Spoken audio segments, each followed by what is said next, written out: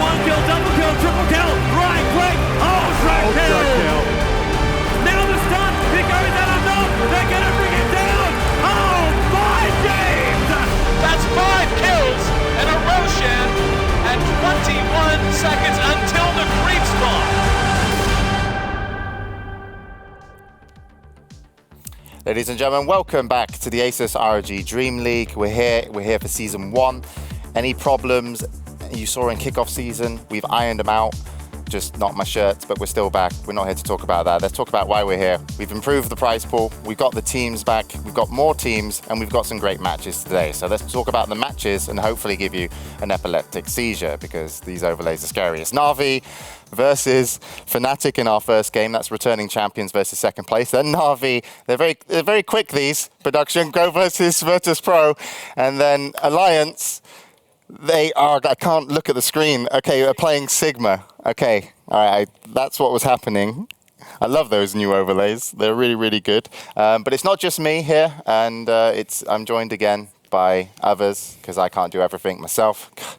And we got Bruno. How's it going, Bruno? I'm doing great. I'm excited to be back here. Season 1 of the DreamLeague. People are saying, why is it season 1?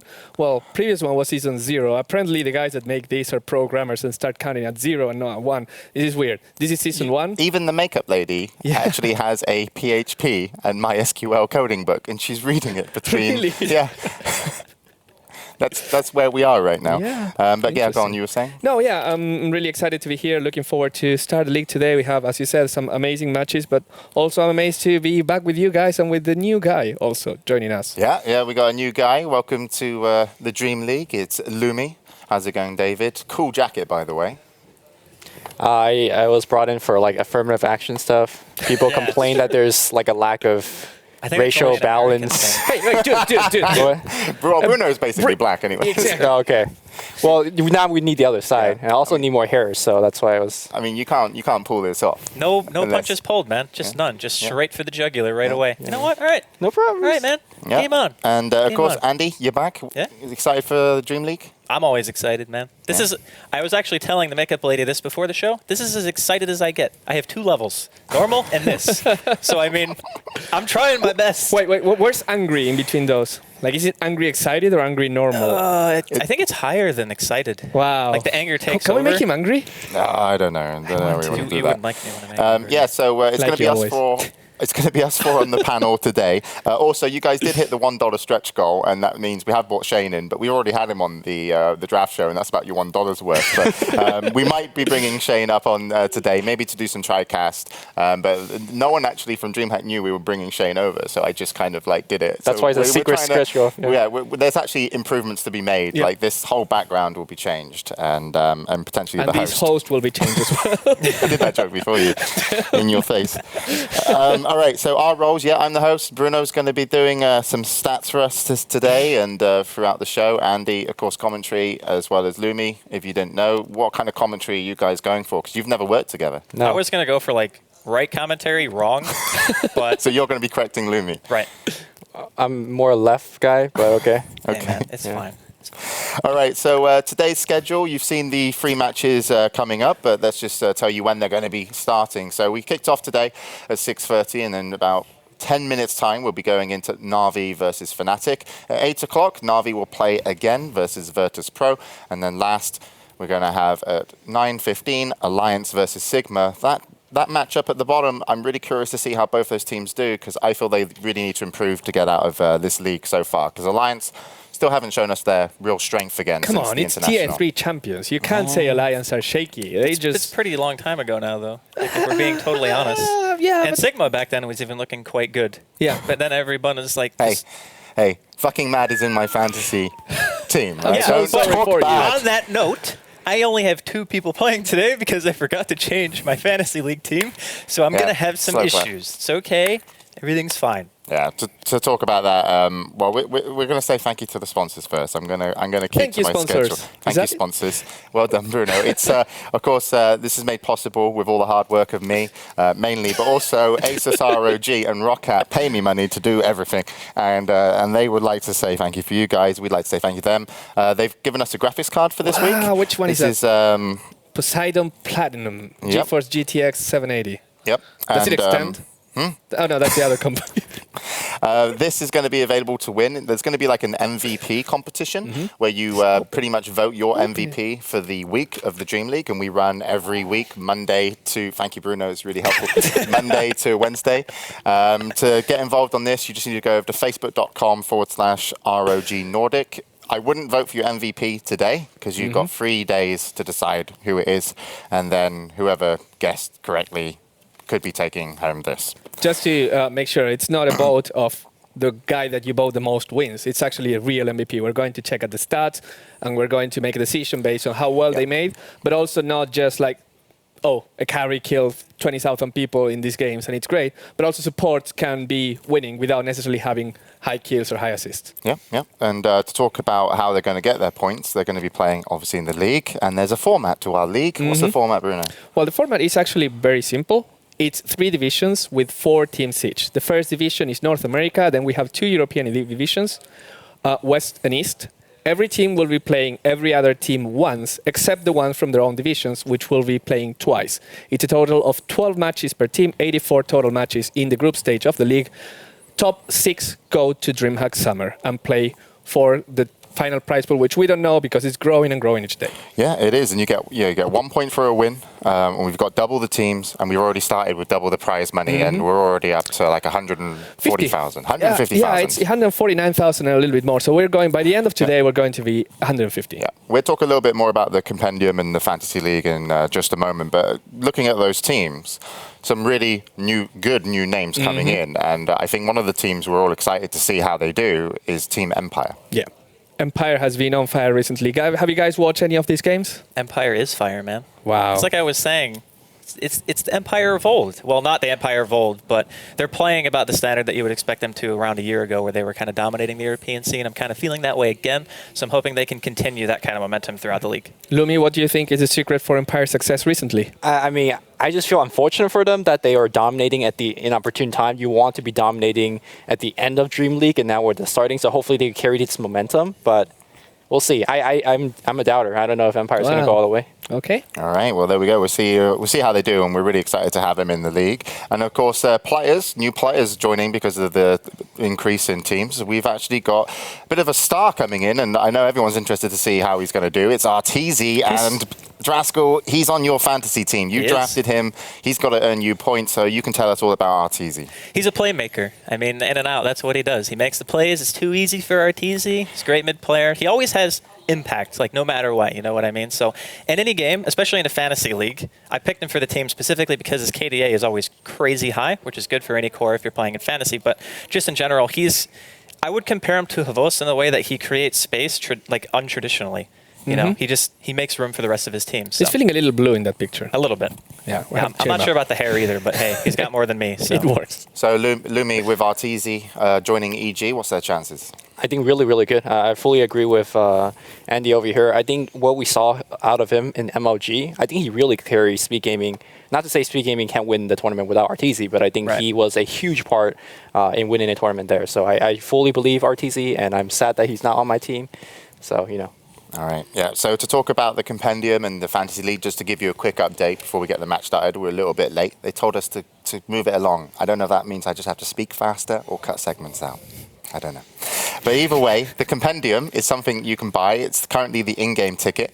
It's $9.99 and it increases the prize pool. All teams already in the league are going to earn a minimum, I believe, of $2,000. So the prize pool increases very nicely spread. But of course, if you've bought the ticket and haven't received the Compendium and wondering why, we can tell you.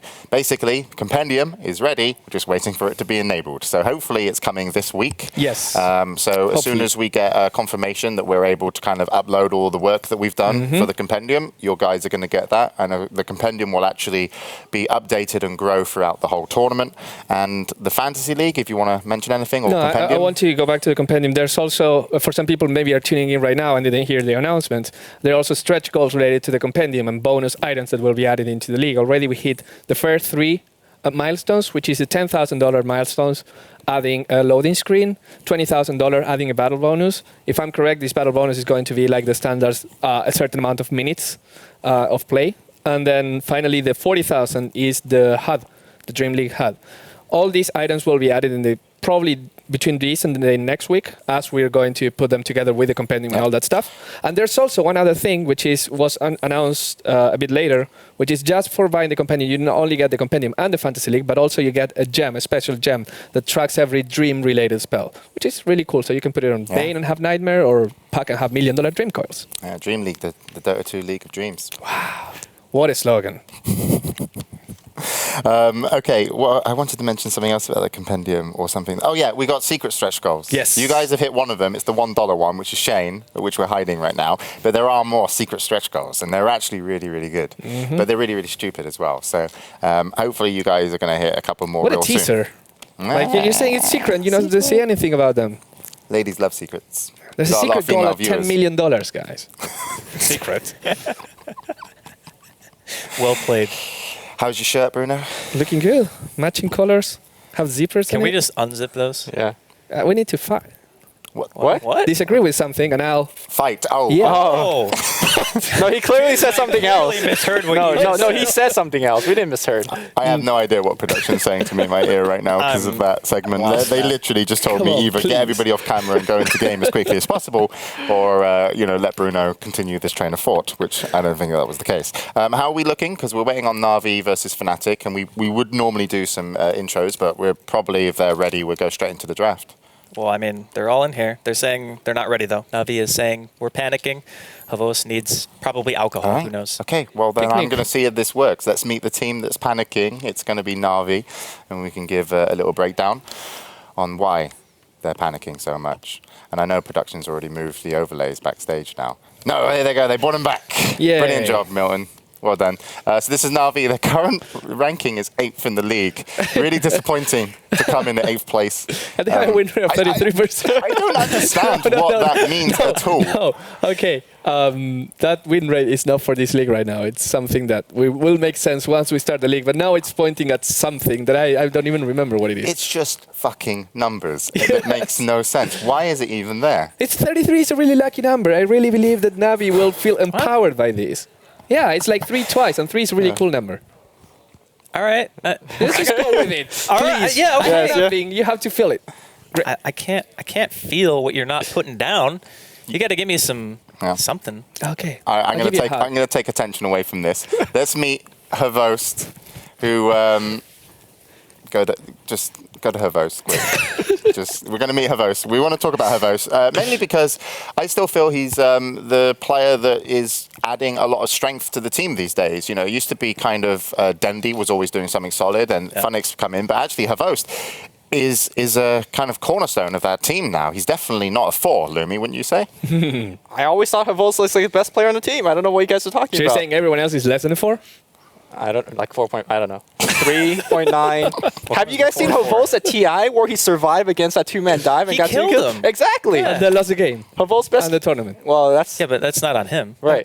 Well, Well, it's, if he can kill 4 people instead of 3, There weren't even 4 people there. I mean, how He you should do have TP'd. on the safe lane, no matter what hero you're playing, it's not on you if you win or lose the game. It's actually your team. So, theoretically, if anyone was playing Timbersaw, Right. Okay, and go there on. was like a meta counter of Wisp pickup, probably the team should have rotated because Wisp so it doesn't really, admittedly he's good. Doesn't really matter how you do on the Listen. safe. Shut up. When I play Timbersaw, the first thing I do when I go to lane is miss a couple of last hits and then buy a Quelling Blade because I'm pissed off, right? I buy the We Quelling can't Blade, do this.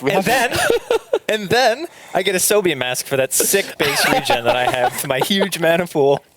And that's how you and proceed to die to Wisp because that's what follows I next. told you, don't put me in a lane versus a guy called God Counter because it is actually a fucking counter. And he purposely went in the lane and we lost because of it. It was, fuck you guys, like, whatever. We're going to, Fnatic are a good team. They're playing today. And they look like this. They're first. We're surprised. I mean, they have the 67% that Navi didn't have, so together They they have complete 100%. Is this the percent that could win against Who put these percents in the overlay? I put the percent You put it there. They don't make any sense. It made sense at 7 a.m. today, but not anymore. You were working until 7? You can't wing stats, Bruno. Okay, you can't wing stats. That's Fnatic. They came second place in the kickoff season, and they're also a team that, like, they had their highs last season, but before the finals. When it came to the finals, they didn't really shine as much as they did early on in the season. I think it's kind of like what Lumi was saying with Empire. They shone too bright and died too soon, or something like that. It's like, you know how stars sometimes they shine. The star that shines the brightest is the first one to die. Or this. I think Bruno's just off today. I'm lost, man. Yeah. I don't know what happened. I just blacked out. Okay, I'm going to give you my water, and I'll be getting rid. I'll be getting rid of yours. Okay, it looks like the game's going to be starting now. I hope so. Okay, yeah. So yeah, all right. So first match of the ASUS ROG DreamLeague. It's a rematch of the finals of the kickoff season where Na'Vi beat out Fnatic. So let's see if they can get their revenge. It should be a good one. And of course, we'll be back for the next 2 games in a little moment, just as soon as I walk Bruno out and find Shane. So over to Andy and Lumi to bring us the game. Hope you guys enjoy it. All right, Lumi. We're in the game here. Like James said, it's the rematch of the 2 finalists of last ASUS ROG DreamLeague. The irony of this is that Fnatic actually came from the lower bracket, and they beat Na'Vi, like sweeped them, right? And then they get to the finals, and then they lost to Na'Vi. So far, you are 100% correct on all the things you say. Thank you. I'm keeping track. I'm keeping track. Because as you talk more and more, the mistakes are going to come out, and I'll be the first one to point out. We're going for the throat. But what do you think of the matchup in general? I think it's always exciting to watch these 2 teams play. Yeah, I think whenever you have Na'Vi as a match, you got to ask, is this Na'Vi that's going to be winning TI, or is this the Na'Vi that don't really care? Because lately in MLG TKO, that's the Na'Vi feels like it doesn't care. I think they're like 1-6 in that group or whatever, and they're not even going to make it past the group stage, which is blasphemous to think about Na'Vi. And I think Fnatic is also a team that's like very, very, they're like a rock. They are very, very stable. They are going to have moments where they finish first or second in a tournament. They will never actually be knocked out early. So I think Fnatic being the very stable team versus Na'Vi, I guess the inconsistent team at the moment, we'll see how things go. Yeah, I always like watching Fnatic, though, because no matter what, they're always more of an aggressive team than anything else. They don't like to play passive. They want to push the pace, try to make things happen. But Na'Vi is kind of the same in that regard. So there's always guaranteed fireworks, if you will, whenever these 2 teams meet each other. So I'm just excited to see what kind of strategies are picked, because it's actually been quite a while since I've casted any Dota at all. I think the last time I casted actually was the last DreamLeague. I'm not sure about you. You've kind of been on a hiatus as well, Yeah, right? I mean, I've been casting a lot of replay games, but yeah, same. But one cool thing I really like about Fnatic is that they pick very unusual heroes, or they don't have like 3 go-to heroes. You're not going to ban out any players. When I was doing research on some of these players, like for example, Era, he plays like 6 or 7, 8 carries, and you could rattle them, most of them off. And look at Na'Vi, first pick Dazzle. Wow. Meta? This hero to me has always been exceptionally strong, right? Like even before they buffed Poison Touch to where it was at least a decent slow with 1 point, I still feel like he could be really good in lane. He can dominate 1v1s, although people couldn't really find a use for him because after the laning phase, he doesn't offer like heavy gank potential or anything like that. I feel he is more of not a cheesy hero, but a hero that you have a very specific set of strategies for. Like he doesn't fit a whole lot of composition. So I'm really curious to see what they do with him here. Like on paper, I agree. Like he's one of the best heroes in the game, right? Has a skill that keeps anybody alive, has this AoE minus armor thing. In terms of synergy, I think he worked really well with Shadow Demon. You disrupt and then you throw out that poison, not the poison. What's that healing thing called? Shadow Wave. And it hurts a lot of damage. But it seems like Fnatic is just going full tank mode of Lifestealer and Doom, which I actually think Dazzle works really well against Lifestealer with the whole Grave and slow and minus armor thing. What do you feel on that? It just gives you time to actually make things happen, where normally Doom is just one of those guaranteed, you can't do anything this fight, you kind of have to immediately run or submit yourself to death. I think just having a Dazzle on your team can help quite a bit in terms of just being able to draw the fight out, which the longer you do, Weave's going to be ticking down. They picked up a Slardar second, so now you have even more minus armor on top of that. And against Lifestealer and Doom, Slardar is actually crazy strong. The big question is, are they going to be using the Slardar as an initiator, or are they going to farm up like a core, skip the Blink Dagger, or go things like Vanguard or BKB straight up? That's the question that I'm really curious about, because we're only 2 picks in. There's only so much Theorycraft that can be done, but I would actually prefer to see him and just a pure out farming non-initiator type this game. Okay, so why don't you think he's actually a good initiator? I actually like the Blink Slardar a lot more. Well, because if you're applying so much to just get this hero farm, right? Like you're one rolling a Slardar, and then you decide to go for a Blink Dagger first, it puts a lot of pressure on your mid game. You know, if you don't succeed mid-game, then you've pretty much wasted an item slot on something that's more or less just going to get you killed later on. But I guess if you have a Dazzle and you want to commit to the fight with a Blink Dagger, that would be reasonable as well. I don't know. I just, for whatever reason, whenever I see Blink Slardar, I'm apprehensive about it. So what if I tell you this is not a one Slardar? What if I tell you this is a mid-solo Slardar?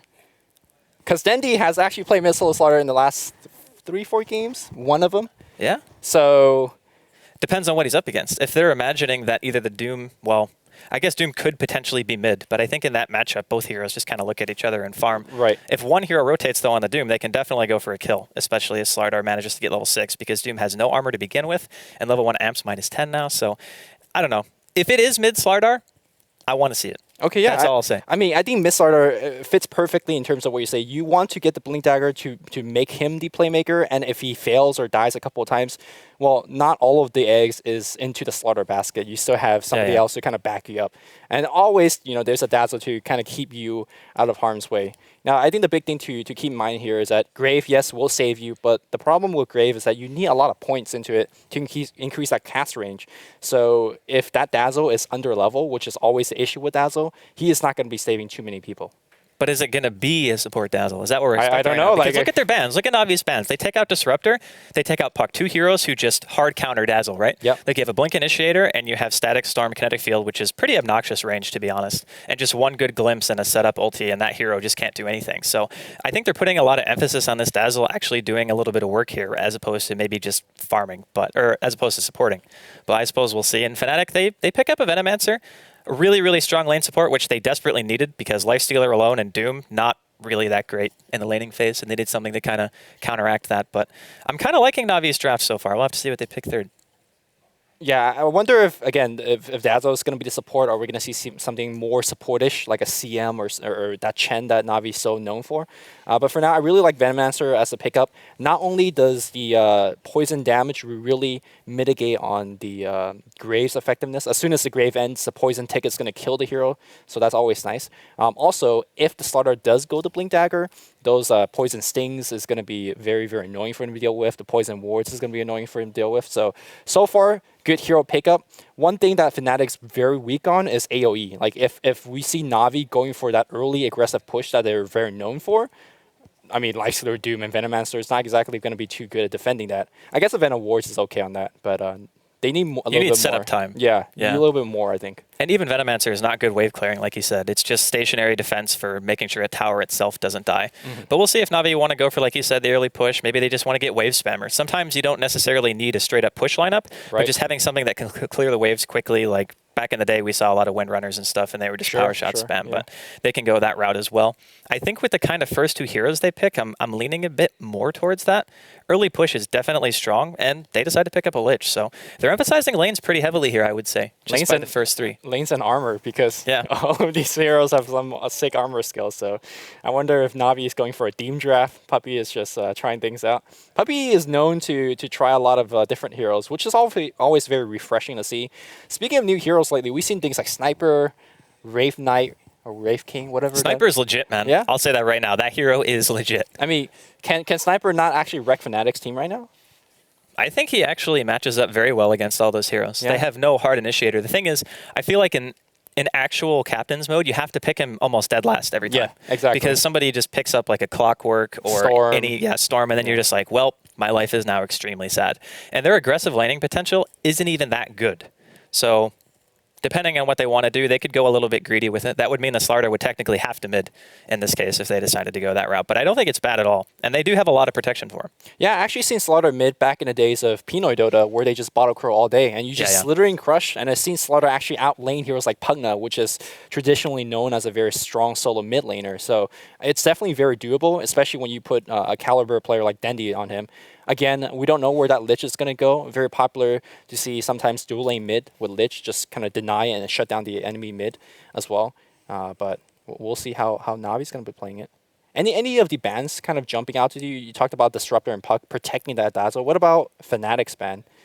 Well, I think obviously you take the Timber because right now they have 3 strength heroes. So if they had planned on taking that Sven later into the draft, then getting rid of Timber makes all the sense in the world because he just slaughters Lifestealer and Doom. And really, you don't want to have to waste a Doom on a Timber when there's a Dazzle on the team and a Slardar. There's a lot of potential targets where you just say, man, I really want to Doom this guy, but only under these specific circumstances. So it makes his job really hard.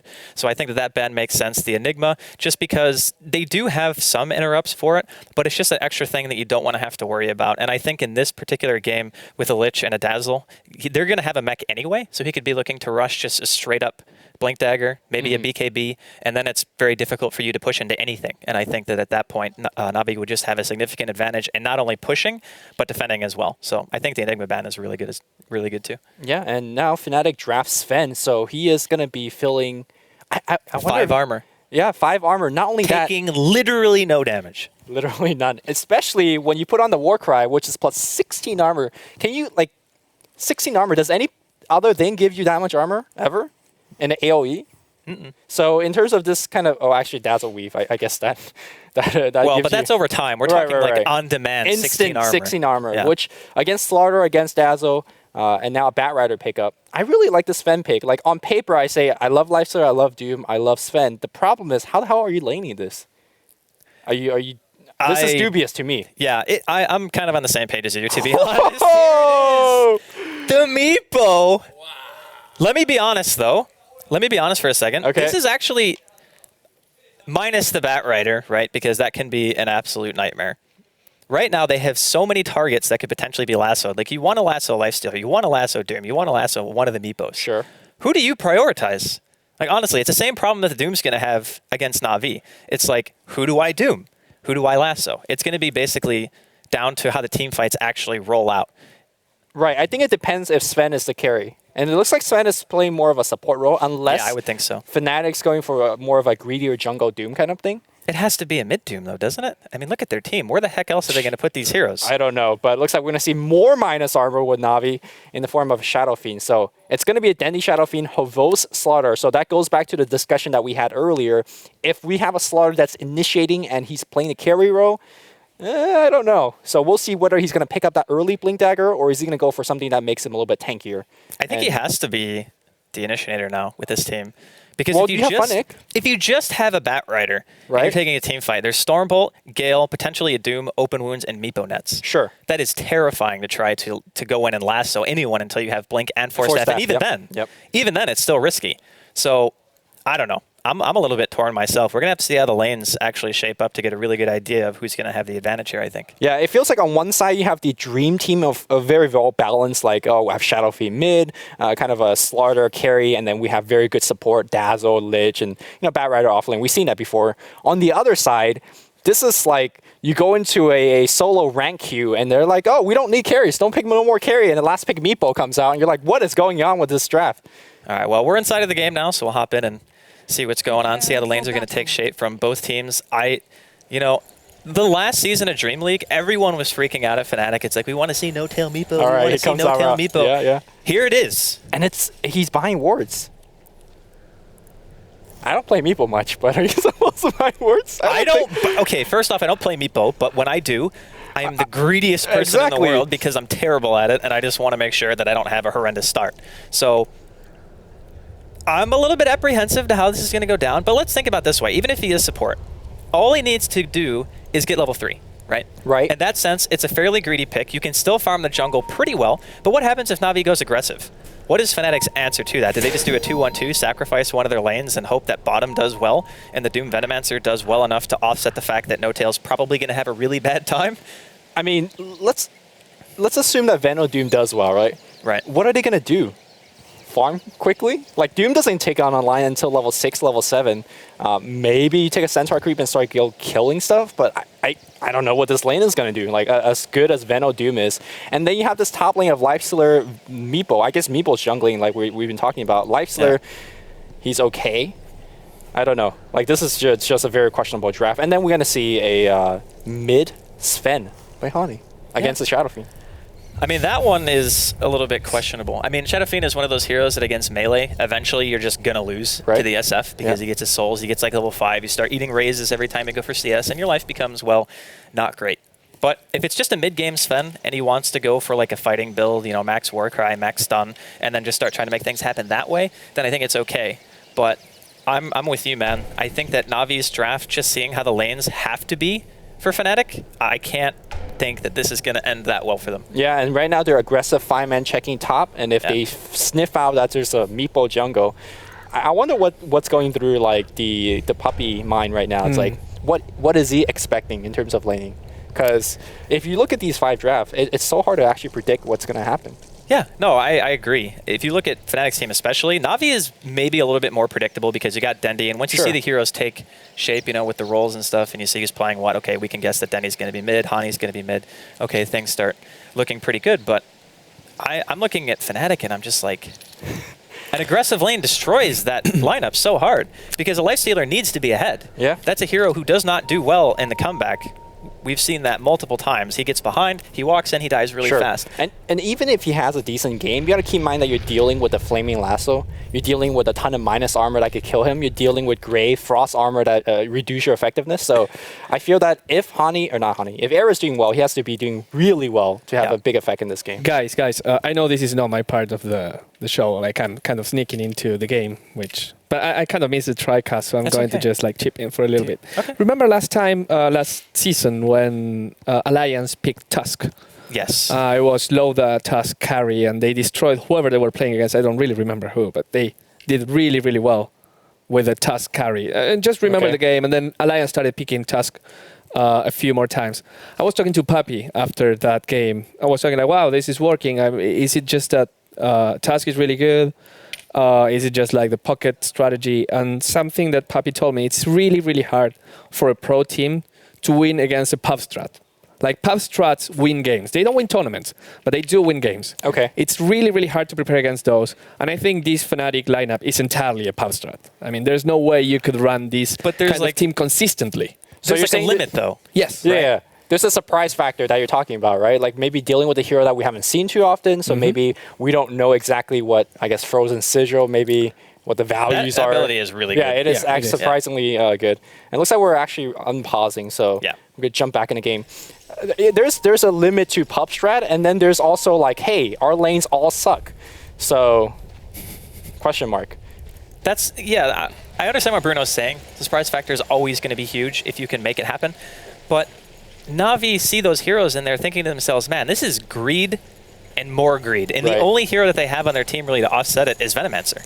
That's the only hero on their team that really has some kind of significant laning phase that you have to fear. And he's going to be bottom helping Doom, which if you want to argue that Doom probably has the least lane presence on the team aside from Meepo, who's playing a support, I get it. But still, we'll see. I'm gonna give him the benefit of the doubt and say that this is so next level that I'm going to be blown away. Yeah, this is TI6 draft.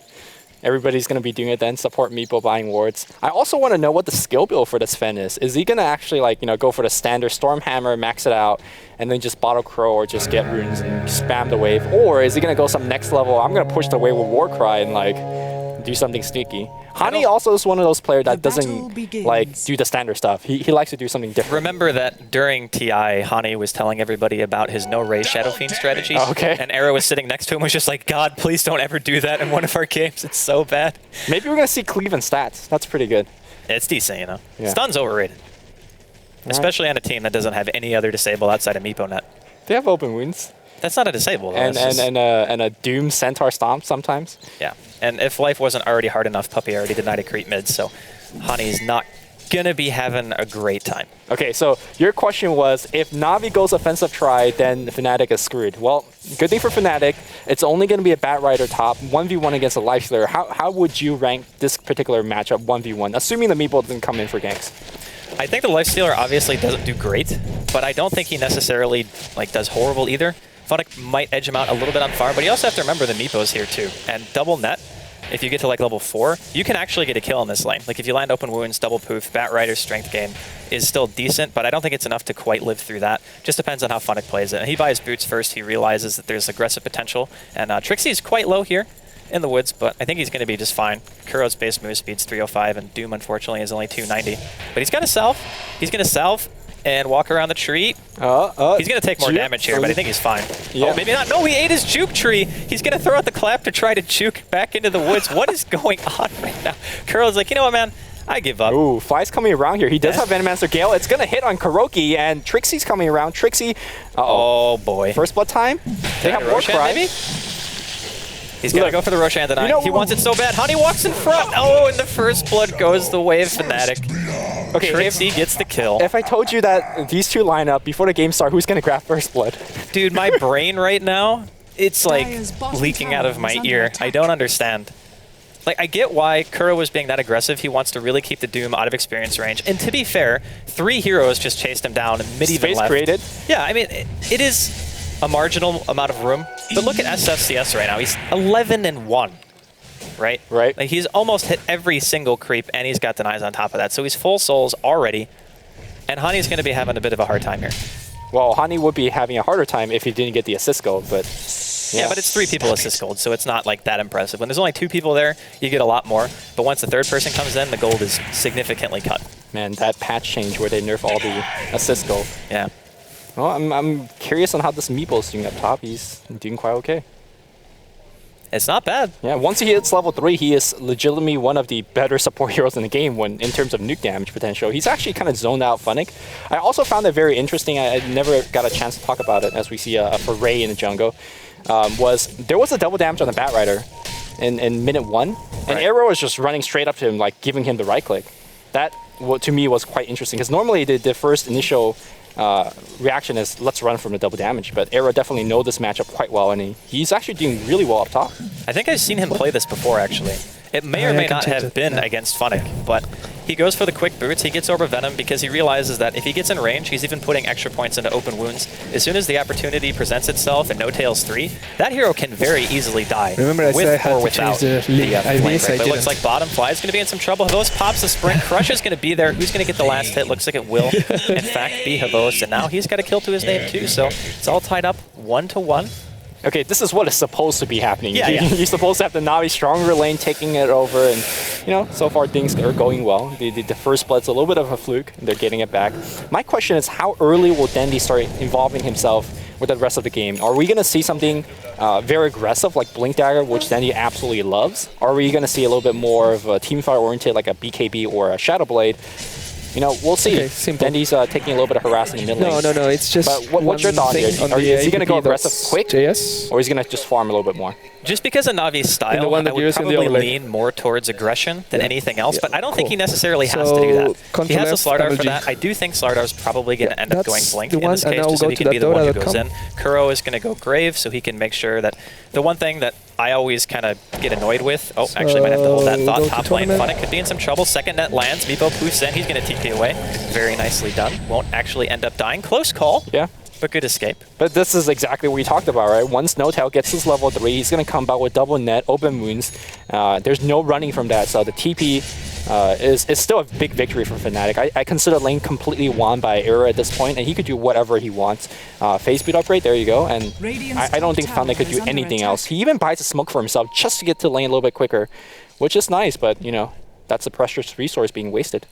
I think that as long as Na'Vi keep their tower alive and Fnatic is able to get to the lane, spam Firefly on the creep wave to make sure that it dies and no pressure is really done here, then I think that's still kind of in Na'Vi's favor because they have double core farming right now, whereas Fnatic, they only have 1. Just depends on how big of an impact this Meepo can actually have on the mid game, because you can see No Tail split his Meepos right now. He's got 1 towards mid and he has 1 top. That way he can help gank whichever lane. Fly has also made the transition mid to try to make something happen maybe on Puppey or Dendi, and the creeps have been being stacked in the jungle this whole time. So Dendi's got a huge creep stack here at the large camp, and he's going to go ahead and eat that up. So now he's already level 7, yeah. The Meeple's coming around, behind enemy lines, he finds Puppey. He actually cancels his net. Looks like they wanted to try to go for maybe SF instead, but they decide, you know what, we're too deep. We'll back out for now. Yeah, I don't think at level 1 poof. Even top as well. Fnatic, he's going to eat the net. Here comes the second Meepo. It's going to be another kill. Fnatic goes down. Era secures himself. Another kill. Well, not another kill, but another kill for the side of Fnatic. Yeah, it sends him back to the base a second time here. So, yeah, the first send back maybe wasn't effective in terms of winning the lane entirely. I think this one kind of solidifies it. Yep. But yes, still 2 core farming. If you want to check on Slaughter's farm, doing quite well. Shadow Fiend leading the entire game. And we're going to see Slaughter going actually for Vanguard, it seems like. So, No initiation from Na'Vi, kind of a passive play. I'm completely surprised by this.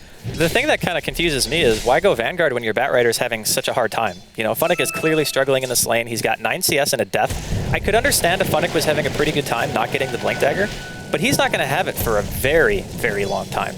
So maybe they're just hoping that they can continue stacking the woods. Fnatic maybe goes back and gets his Blink Dagger that way. Era manages to steal most of that large camp there with his Infest, as Fnatic, I think, got one of those. But he's definitely struggling.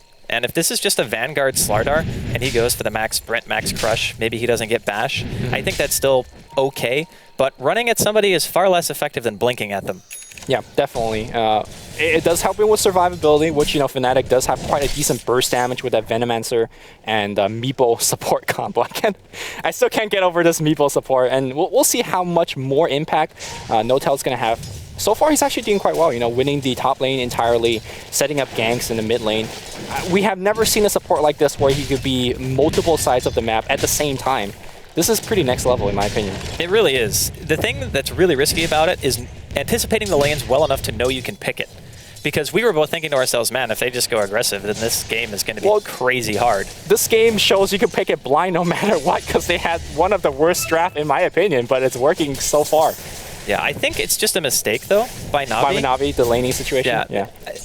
From my perspective, they're relying very heavily on jungle stacking for the SF and the Batrider, which I get, which is why Puppey didn't want to go aggressive in the first place, because if you sit on that side of the map, even if you have a lane fail, the hero who's in the failed lane can always collapse and try to recover that way. But we're going to see a smoke coming towards mid. Looks like they want to try to go for Dendy here. He's going to walk pretty much right into N0tail and flies here as well, along with Trixie. No Doom, but I don't really think it matters. Dendy turns around. He wants to try to get a raids kill, but not going to work. Hani comes in from the low ground with a stun, and they clean him up. Meepo actually secures the last hit. So it's 3-1 right now in favor of Fnatic, and I think they're starting to regret letting that support Meepo just do whatever he wants. Yeah, the support Meepo basically pulled his way up to level 3, which is something like completely unheard of. Hani now involves himself yet with another kill. He is farming for the very standard build in terms of leveling. Meepo dewarding on high ground, and he could do that because he could just poof out. He can't stun, yeah. The Batrider throws a flame break, but it's going to be a little bit late. That is some cheeky stuff, but definitely worth it so far. N0tail is already level 6. Puppey's a full level behind, and that's with, I think, soaking a little bit of the creep stack experience. Just goes to show how effective it can be, just having that kind of mobility, like you were saying, 2 places at once. I don't know, man. This is like, it's blowing my freaking mind right now. And Fnatic's, we talked about how Doom actually scales very slowly in the early game. He needs a lot of time before kicking onto online. Well, Era, you talked about how he needs a very good start. He's got that good start. He's free farming up the top lane. He's got phase and drums. If we're going to see a race car lifestealer, we're going to see it now. Era knows how to basically take advantage of the weakness in his opponent. And I say Na'Vi right now don't really have what it takes to deal with this lifestealer at this moment. My question is, can Dendy even go Blink Dagger in this game? I think he needs a BKB. Yeah. But even if he gets a BKB and he's the one rushing it, then... Well, he's got a Blink Dagger now. Okay. Well, I guess that answers my question. I mean... Dendy is never scared. Let's just say that much, right? Like, as a player, fearless. He doesn't care if your team has the potential to kill him if he makes one fumbled blink. That's fine, because he's just not going to mess it up. Like, to be honest, only Poison and Sting really, like, or wards really mess your Blink Dagger plan up. Otherwise, you could just really easily get away from most stuff, right? Yeah, I mean, they still have great Stormhammer and stuff, so hey. Top lane, Puppey. He's going to be having a sad time. Teleport coming in. It's going to be Kuro, so he will be able to save his Courier. Big miss micro. No, Era turns. Okay, he gets it anyway. Worth? I guess. I mean, Era dying is actually not that great, especially since Havos gets the kill. Havos was just picking up middle as well. Hani chasing down Dendy. He's going to be forced to pop the haste rune. Salves up. Hani going to be forced to TP away. Doesn't want to eat a double raise on his way out. So a lot of stuff happening all over the map here. It's I wouldn't say it's getting hectic. More stuff on the bot lane though. Fnatic fireflying over the trees, trying to save himself. N0tail looking for the ensnare, not going to find it. Why is this allowed? Just going off the map. As Fnatic doomed. It doesn't matter though, because his Firefly already online, and Fnatic says, YOLO. It's ending soon. No, they're not going to chase. They can't get him, unfortunately.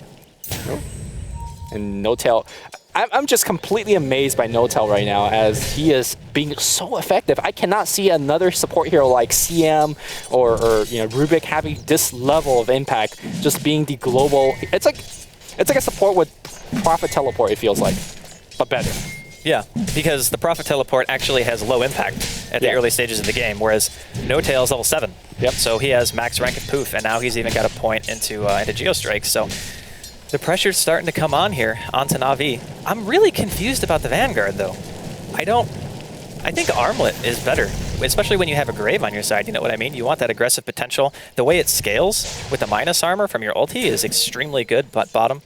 Can see Kuro he's in a little bit of danger. He doesn't realize it, but he is. And Hani's just popping that work right, man. Going to town on tier 1 mid. Oh, N0tail running in right now. No, he's not going to go for it. You mean the Armlet versus Vanguard comparison as a non-initiation item, right? Yeah. We both agree that he should be going Blink? I think Blink would have been better. Yeah. But if you think of it this way, the Dazzle can only grave one person. So if you get one Blink Dagger, you're assuming you're graving that guy. But Teleport's coming in bottom. Trixie, he pops a Scorched Earth. Nice Gale by Fly. Yeah. Should buy him a little bit of time. He might continue to chase this. Still quite a few from Na'Vi in the bottom lane. No reactionary TPs yet on the side of Fnatic. Havos just does not care, man. Nice War Stomp by Trixie. And both both Trixie and Fly are going to be able to walk away just fine.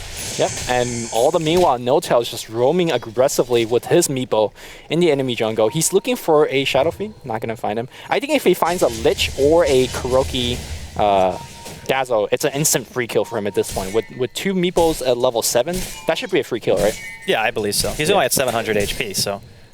Again, I apologize for not knowing a lot of Meepo tech. Dude, it's understandable. I don't think... I mean, we've seen Meepo before, but it wasn't very successful. I would say that this one is very by far well the most thought out. successful I've ever seen before. Yeah, easily. Like, because we talked about one of Meeple's weaknesses. He requires so much, and he falls off so quickly. This one, if he falls off, whatever, but the Blink Dagger is going to come out. Trixie gets Lasso back. He does have so much minus armor on him. Trixie gets blown up, and Dazzle picks up the kill. So it looks like it should be a pretty easy tower. Oh, wow, middle lane. They managed to get Dendi as well. So N0tail was there. Almost dies there. Hani forced to pop God Strength. So it looks like there might potentially be a trade here. There's no glyph on the side of Na'Vi, but Fnatic do have theirs. I don't think they're going to contest this, though. I think they're content for trading an offlane tower for a mid tower. I think that's a good trade for Fnatic. And they got Dendi on top of it. Yeah, it's a shame that Fnatic Flight does not have more mana. Like, he's actually getting a little bit more. If he had enough mana to actually pop up a couple more wards and then use that glyph, maybe they could have saved the tower. But yeah, it's going to be a trade, but obviously Fnatic very happy with that trade. They got the mid tower. Meanwhile, Fnatic's playing basically 4v5 because Arrow hasn't really involved himself in most of these engagements. Aside from the sniping that courier, he is also slowly pressuring the top lane by himself. So Fnatic really in the lead at this point. Especially since they've killed Dendi twice. He's the hero who is supposed to have impact, I think, the earliest inside of the game, outside of maybe Fnatic, right? But we saw Fnatic start. We knew that he wasn't going to have that much of an impact, so now it's pretty much on him. Havos now picks up his Blink Dagger, so there's 3 Blinks on the side of Na'Vi. I think this is where the game potentially could start turning in their favor because they can start taking fights on their own terms. They don't have to wait for N0tail to come out of the woods and net Dendi mid again and accidentally die because of it. So I think... this is the time where Na'Vi can start making things happen. Yep. Meanwhile, Hani picks up a Midas at 14 minutes in the game, so treads into Midas. What's your thought into this in terms of like granting him the level? Obviously, the attack speed is actually very welcome for a hero like Sven. I think it is actually better on Sven than most heroes. I'd say maybe not the craziest of efficiency because he already has max Warcry and he already has max stun. The only other thing he's going to be getting is either cleave or stats, depending on how he wants to build it. But the longer the game goes, maybe they're just in it for the long haul. They know they have potentially 4 cores. Right. So delaying the game isn't necessarily going to be bad for them. Sure. They just have to make sure they play it right. All right. Looks like initiation happening on the bot lane here. Hovol's being caught out. The Meepos are just everywhere. Wherever you don't look, that's where Meepo is. And we talked about the Blink Dagger choice. He's going to blink. Meepo blink. On support. Yeah. I mean, it's only 15 minutes in, but they've already killed 2 towers, and N0tail was involved. Like, are we just done with DreamLeague right now? Like, I think Fnatic wins by default. I don't know, man. I'm feeling it, though. Fnatic pretty low health. Needs to be a little bit careful. N0tail's going to walk right into him. Gets lassoed. Frostblast's going to be there as well. N0tail poofs in with the second Meepo. He should end up dying here. And unfortunately, Trixie is not able to get that Doom off. I believe the Chain Frost animation canceled it. Puppey, he's in some trouble. Fly with a very good ulti. There's the shallow grave onto Puppey, keeping him alive for a little while, but unfortunately, Kuro is not going to be so lucky. And Hani, he seals the deal with a God Strength auto attack on Puppey. So now it's 4-7. N0tail ends up dropping, but still, very favorable trade for Fnatic. And now they're going straight into the Roshan pit. I just have to say that was really good communication from Fnatic. A lot of players, when you see a Grave, they just keep hitting that Grave unit. It's like, all right, I'm going to kill him. But immediately when the Grave came out, they just immediately shift focus onto, I think it was Dazzle, and then killed him, and then right back went onto the Lich. And now they're going to be rewarded with the Aegis. And yeah, they lost a Meepo, but whatever. He's already done his work. It took us so much. I think he took a Chain Frost and another like big AoE spell, so he's done his job. Well, Havos goes in, mad mode. He wants to try to delay this as long as he can, but I'm not sure if he can do it on his own. Fnatic's also nearby. They do both have blinks, but this is all 5 of Fnatic. Era is quite a bit low, but they do manage to get the Roshan, and he picks up the Aegis on top of that, so now Navi, of course, he blinks in, he finds Havos. Well, he's a little bit trouble. The Raze is going to clean him out. The stun's there. Fnatic don't want to take this fight. Dendy's on the high ground, continuing to lob out some auto attacks. Trixie, he now gets amped up. A triple crush by Havos. Era's going to get his Aegis popped here in just a second. Tries to toggle the armlet as best he can. Uses the Rage. Dendy, in the meantime, going for fly. Havos still alive. This Vanguard doing absolute work. Dendy, in the meantime, he picks up the triple. Here comes the Requiem on top of the Aegis. Era loses almost all of his health immediately from the damage. And Na'Vi, they managed to turn a huge team fight after what seemed like Fnatic had just taken a huge, huge lead. So bravo. I mean, Na'Vi. It was so amazing team play, but I think it was a mistake for N0tail to jump up the cliff like that. Maybe he was feeling like they were winning the game so hard, they got the Aegis, but fighting up the hill, back in. Okay, that's a free kill. Yeah, he's going to take quite a bit of damage. No way he lifts through that. And Hani's like, yep, typical carry contribution, or in this case, I guess 2 contribution.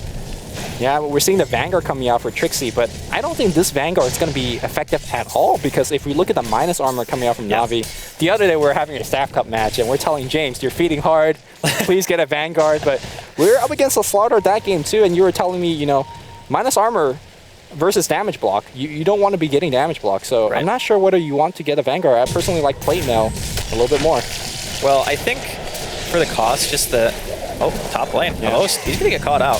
So pretty much just dies to Era and N0tail. And that's an infested Meepo, by the way, which is pretty terrifying because it's basically 4 heroes that can pop on top of you at any point in time. But as far as the Vanguard goes, against this type of strategy, there's very little magic damage outside of basically Chain Frost and Requiem, Razes. I guess. Yeah. But really, I do think that Vanguard is a little bit weird of a choice, especially considering nobody on the team so far is even trying to go for a mech. And I feel like if you're Trixie, mech would have been way better. Yeah, actually there was an interesting, as we see a little bit of engagement up top, Fnatic thinking about a lasso. Era's just so fast. Yeah. There's an interesting argument in the past whether you want to get Vanguard versus mech as a kind of a survivability item. And mech for most hero wins out. And I think in this particular scenario, we talked about damage block versus armor and things like that. I think you want to be on the mech side as well. But what's on... I think we had an accidental pause. Yes, by James. I think we just had a Finol James pause, basically. Well, fortunately, there was no team... Oh, okay, never mind. Oh, Fnatic. There was a team fight going to pay the price for that one. The puppy pause comes in. They get N0tail for it, though. The Chain Frost doing quite a bit of work there. 1-for-1 trade, but again, it's a support for a hero who is supposed to be doing quite a bit. Oh, Era taking some more damage. Dendy's got that Blink Dagger still.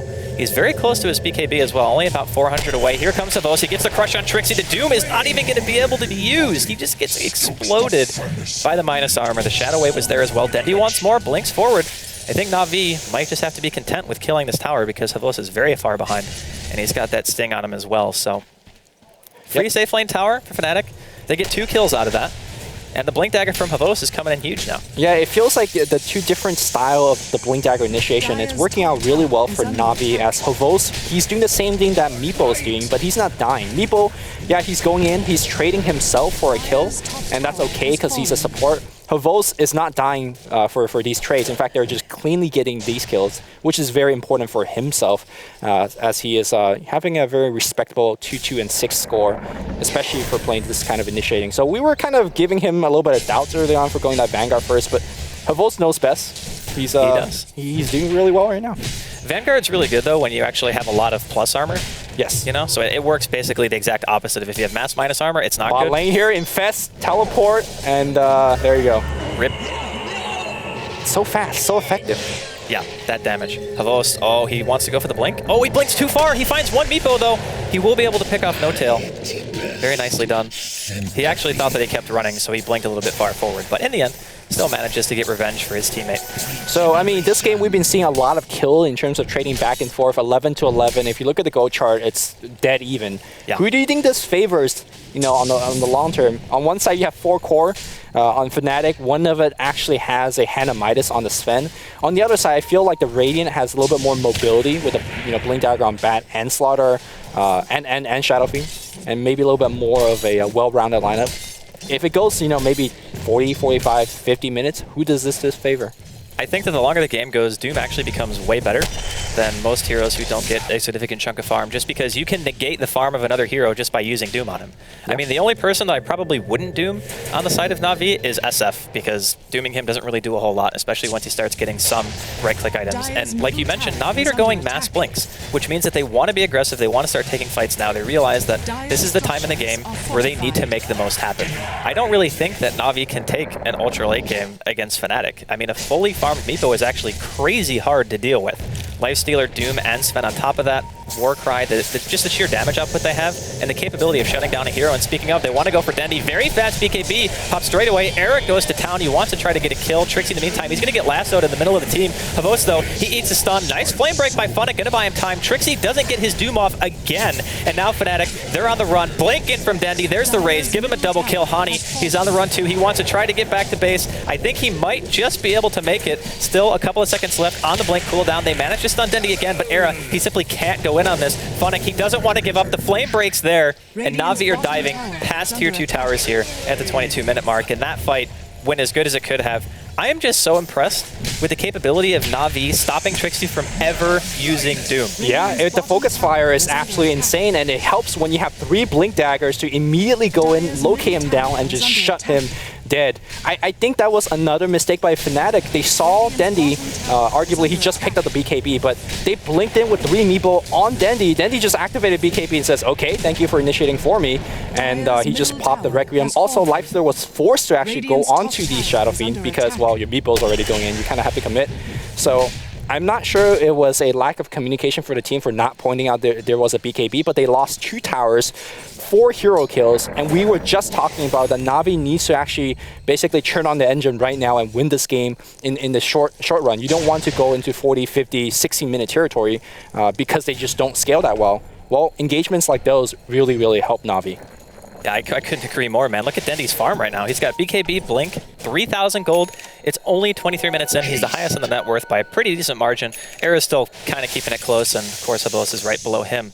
But the thing that's kind of impressive, actually, is still how bad the early game was for Na'Vi and how quickly they turned it around. Because No-Tail was getting a ton out of this, and actually Ancients here, we might see a death. Habos, he's going to get caught out by No-Tail. That blinking Meepo infest on Era proves out to be pretty damn strong. Like, you can't run from that unless you have a BKB. Yeah, that's pretty much the only way. I think this is actually the most impressive support I've ever seen. Like, the Meepo side, like, he is just doing so much work, shutting down the enemy carry. Can you imagine a support blinking to a carry and just initiating like that? But once Slaughter picks up that BKB and he's very close to it, I think Meepo's effectiveness is going to just plummet. Like, Meepo can't actually do anything beyond that anymore. Well, the other thing is, too, Trixie, we kind of talked about how he's never been able to get his ulti off during fights. Na'Vi are focusing him so hard. Like, every single fight, either Fnatic or Havos go for him. When the Roshan hit, or when they were fighting around that after Fnatic had just gotten the Aegis, Havos got a 3-man crush, including on Trixie, and they just blew him up. Okay. And they've been doing that every single fight. So if this hero never gets to use the skill that he's known for, then his effectiveness has pretty much been nil, like most of the game. And it's not necessarily on him. I just feel as though he needs a better way of getting into the fight. Because against so many blink blinks, dagger, perhaps? Yeah. Against so many blinks, what do you expect to do? You have to doom the proper target at the right time in order for the skill to actually be useful. And you can't doom Dendi unless he hasn't BKB'd. And then maybe you could try to go for something like that. But without any form of initiation, how does he really do it? Do you feel that maybe the other teammates of Fnatic try to get a couple items to help him? Like maybe a Force Staff, use it defensively when Trixie's getting initiated, or maybe having a mech on the Meepo. Now, mech on Meepo normally isn't a very good item. You want to go for bigger things like Acceptor. But in this case, he's a support Meepo. Yeah. Do you want to consider a mech on him maybe, or maybe a Force Staff on your Venomancer, perhaps? I think either would be good. I think mech at this point might be a little bit hopeful, you know, trying to turn it around. Too little, too late? Yeah, too little, too late. The health is nice, sure, but I don't think it's going to make that glaring of a difference inside of the team fights. I think the initiation dictates the pace of the fight flat out. So I think that having a Force Staff on him or having a Blink even on Trixie just to be able to get the Doom off before he explodes would be ideal. Because he has the Wolf Aura as well, and at this stage, 30% extra damage is a pretty big deal, especially when you have 4 cores and the majority of them doing a whole heck of a lot of physical damage. So if he dies at the start every single time, it's actually a huge hit to Fnatic. It feels like right now Fnatic, sure, we keep saying that they have 4 core. The problem is they have very difficulty dealing that damage. We kind of touched on it with Doom not being able to use the spell, but has Sven been right-clicking these fights? It feels like he's just... He's like in and out with Stormbolts, man. Yeah, he's walking in, Stormbolt using Warcry maybe. But he didn't have BKB, but now he does. Okay, so this is where he goes Super Saiyan, or is he going to just get lassoed up and maybe not do much? I don't think he'll be the target of a lasso, unless they know for sure that they can kill Trixie with maybe a Slardar Blink. Okay, so we'll see how Na'Vi wants to take this particular fight. We know what Fnatic wants to do. They want to bum rush and maybe kill as quickly as possible. Or you know what? Maybe they will lasso Hani now. Because who else do you lasso, right? Maybe like Era, sure, he does a lot of damage, but is he the most dangerous damage dealer when there's Hani also? Yeah, I don't think Era is the most dangerous. I think God Strength BKB is definitely better to lasso than a Doom that is only actually level 2. Right. And you have Grave already, so yeah, maybe you're right. Maybe they will just go for Hani. Yeah, and now the mobility gets picked up even more as Fnatic picks up a Mask of Madness. I personally love this item on Batrider because you just really go maximum movement speed or close to it in conjunction with your Blink and Force Staff. So BKB is up, Mask of Madness is up. So I think Na'Vi is looking to perhaps take this Roshan and maybe end the game. I think it's going to actually still be kind of hard to go high ground. Yeah, Ethereal Blade done. Fly, in some trouble. Kind of a waste of a BKB there by Dendi. A little bit uncharacteristic of him. Flame Break. Oh, he actually snipes him. No Tail comes in with the Mass Poof and the Blink, but Fnatic not going to get caught by that. And Roshan's going to be dropping really damn fast. That's minus 17 armor right now. Hani on the high ground. Fnatic looking for him. There's that lasso you were talking about. The Doom goes off, but it's after the lasso. Hani, he can't even BKB. He just explodes. Now they're trying to go on to Havos. He pops the BKB. Kuro's here as well. It's a double kill from Dendi in the low ground, throwing out the raises. Era just on forward retreat. He says, screw it, man. I'm out of here. This is a lost fight. Give another triple kill to Dendi. He wants to try to kill Era, but he doesn't have Blink for quite a long time. And I think Na'Vi will be satisfied with just killing Roshan. Yeah, a lot of miscommunication coming out from Fnatic. The lasso went on the most high damage dealer. We talked about it on the Sven. Man. And then the Doom came out after on the Batrider, which did absolutely nothing. You know what really confused me about that? Is that Fnatic didn't even blink at him. He just casually walked up, and Hani just didn't BKB. Well, BKB would have not done nothing. Like he would have still. No, he still would have taken a lot less damage. Maybe it would have kept him alive long enough for maybe somebody else on his team to do something. I guess. But, or maybe he was just like took his hands off the keyboard. Was like, man, I'm dead. I mean, Sven, you Stormhammer and right click, but yeah. I don't know. I feel like there was a couple of misplay here and there. First of all, remember No Tail going up the hill after that Roshan fight, and then just the entire team collapsed, and then the mid fight blinking to Dendi BKB, and the last one was a little bit unfortunate with Fly dying at the beginning of the fight, but too many mistakes here. Fnatic needs to fight a little bit better, but yep. Again, he just dies so fast. There's a blanket from No Tail. He actually hits through with the net. Dendi forced to pop the BKB. Puppey isn't even going to be dropping in that, and he was the main focus. Dendi gets himself yet another kill. And I think this might just be the beginning of the end for Fnatic. They have a glyph, but they don't have, they have a buyback, I guess, at No Tail, but they don't have a buyback on Hani, apparently, because he's still dead for another 30 seconds, and Glyph's already been used. Okay, BKB is down on Dendi, so if you want to go on him with the meatballs, it's pretty good. It looks like they're going to do just that. The meatballs coming in right now. They're focusing on Dendi. Dendi dropping low, but they got Graves, though. That's a thing that we haven't talked about too much. Well, meatballs dead. No buyback this time, and this got to be the Rax. Yeah, I would say so. And Dendi's not even going to lose his Aegis to that Doom. Force Staff to the side right there. Havos going in with another Crush. It's going to be a double for him. And I wouldn't be shocked to just see them call it here. This is... They couldn't even get the Aegis off Dendi. So what were wrong this game? You know, I think the Meepo support works really well, but this is one of those situations where you know the cores in the other team are going to be going for pretty fast BKBs. Sure. Right? Like, Havos bought it as a third item, Dendi bought it as a second, but that's still pretty darn quick considering how fast pro players farm. Right? So with that in mind, the Blink Poof combo falls off incredibly fast against this type of lineup. Well, to be fair, like let's take Meatball out as a support role and sub in something like a Crystal Maiden. No, I'm not saying it would have been any different, but the comparison I'm trying to make is that if he was in a role where he got more farm, because he needs more items against BKBs to really become that effective. We're going to see as a Meepo and not as a support. Right, as a Meepo. Yeah. I'm not talking about that particular role. We can see a actually really nice ult by Fly going off, and Havos dropping quite low as well. Hani just going to town with the BKB and God Strength. Dendi in the meantime, he picks up a double kill. Hani, he's chasing Kuro outside of the base. Warcry, Maybe he doesn't realize that there's a giant Dendi behind him, but he's going to get yet another kill. Kuro going to be chopped to death. All right. Dendi's going to be losing his Aegis here. He's going to be respawning in a couple of seconds. No BKB, but he does have a blink. I think he has to blink forward. Wow, perfect timing on the net. You couldn't have asked for a better timing than that. And it's a full team wipe. So Fnatic, they don't call GG. In fact, they wipe Na'Vi off of their side of the map. Yeah, 1 rack's down, but hey, you know, when you have 4 core with the Midas on Sven, you keep playing. Now, critically, we saw Meepo buying back. I think Era had to buy back in the previous, or in that fight they just won. So it's not all just, you know, flower and roses here on Fnatic camp, but you know, they win a fight and they get a little bit of hope as we see a armlet pickup on Sven. But I really think the big difference in that fight was Hani was not locked down the previous in the beginning of the fight. Right. If Hani is not locked down by the Bat Rider, he gets to do what he just did, which is go completely ape mode and kill everybody. I don't imagine we'll see too much of that though. I think priority number 1 is Hani from this point on. Yeah, after that kind of a fight, I think Na'Vi just got a rude wake-up call. It's like, yep, Sven still does a crap load of damage.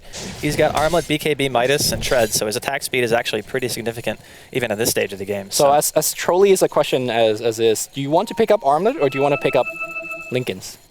On Sven. On Sven. I've seen Linken's a lot. Actually, Era used to do it when Fnatic ran Sven as a 1. Okay. I think it was during... I want to say the Thor Open or something like that, but they ran Linken's on him because of this particular situation, like having a bat in the other team, and they ended up winning. So okay. So back to the question: do you think maybe not right now, or the item afterwards? You go Linken's? I think, or you go maybe Blink, just go in. Yeah, Blink would be good too. It's kind of a lesser cost for the same effect. You know, you're getting your damage uptime, or right. I mean, you would have to initiate on the Bat Rider, which would be kind of tough. Linken's would definitely be the safer choice in terms of being able to make sure that you do your damage, because no one else really can eat the Linken's except for maybe if they want to Chain Frost or Amp you. But yeah, Amp does have a fairly long cast range. Yeah. So, but it would be hard to coordinate that, especially with Trixie now having a Blink Dagger and No Tail also having one. So I think it would be a lot harder for them to coordinate their lasso on him if he did have that item. But at the same time, if he doesn't get something like a Daedalus, I feel like they're just not going to have the damage output to kill anyone. Yeah, you got to keep in mind that Linken's is a 5k gold item that gives you, what, plus 25 damage, which is not exactly... Yeah, not great. Yeah, where you want to be. Era TPing back home. Force out Glyph. I think they're actually going to get that tier 2 tower up top with a siege unit, so that's pretty good. But here comes Na'Vi. We're going to see whether Fnatic is going to be finding the Sven. Here's the Infest. They want to try to go for, I guess, Havos. Trixie goes in. He gets the Doom on Fnatic before the last. So here comes Hani. BKB popped and God Strength. They're going to try to go on Dendi. Nice BKB disjoints the Stormhammer. And Hani is just getting eaten alive. Very early Crave, by the way, on Havos. He's basically at full health. Era now on full retreat. The Weave doing work, taking down armor on the side of Fnatic. And Era just simply can't live through the damage output. So even though the initiation went so well for the side of Fnatic, like, honestly, that's the best case scenario. Best you could ask for. Yeah, Fnatic didn't lasso. They got to jump on somebody, albeit it was Havos, maybe not the best target. That was one of the cleaner ways to start a fight that I've seen them, and they just tap out. They say, you know what, there's no way we can actually do anything else. We tried our best. The No-Tail Meepo, man, I saw its potential. Yes. I just think that in this game, it was greedy, but it was okay greedy until BKB started coming out. I think they just needed maybe, don't pick Doom together with it, because you need another hero who can have some impact. Like even something like a Mirana, I think, would have been nice. Sure. Just somebody to actually help control the map with him, because then you have a second hero who can actually contribute instead of a Doom who gets chased to his tier 2. I absolutely agree. I also believe that we showcased the power of a Blink Dagger. Remember when Dendi had such a terrible time in the mid lane where he gave up 2 kills and he still went Blink Dagger? Like when you have enough Blinks on your team, each individual Blink, in my opinion, gets a lot better. Because it's one thing to have yourself blinking in, initiating with the slaughter or stun. When you have half your team blinking, and suddenly that initial blink becomes that much more powerful. Yeah, agreed. But anyway, guys, we are actually going to take a very quick commercial break before we come back, but we are going to have more games coming your way courtesy of the ASUS ROG DreamLeague, so stay tuned.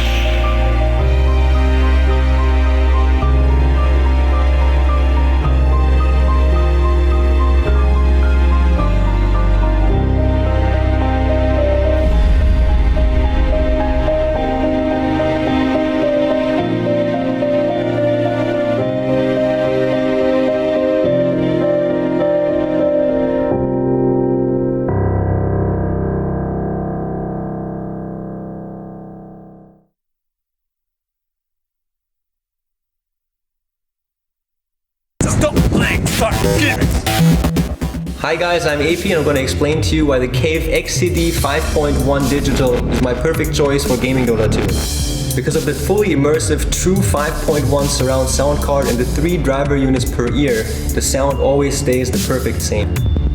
In addition, I can pair my smartphone to my headset so I don't have to take it off when I receive a call while in-game, and that makes it perfect for long in-game sessions.